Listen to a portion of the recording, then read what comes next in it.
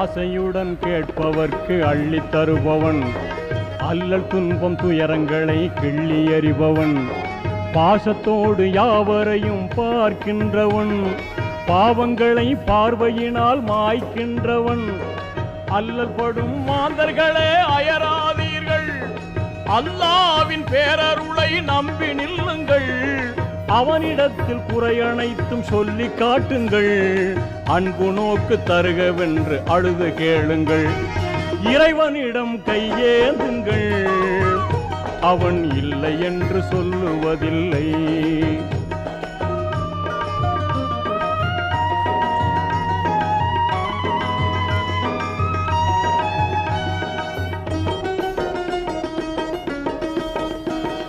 தேடும் நேயர் நெஞ்சங்களில் குடியிருப்பவன், தேடாத மனிதருக்கும் உணவளிப்பவன்.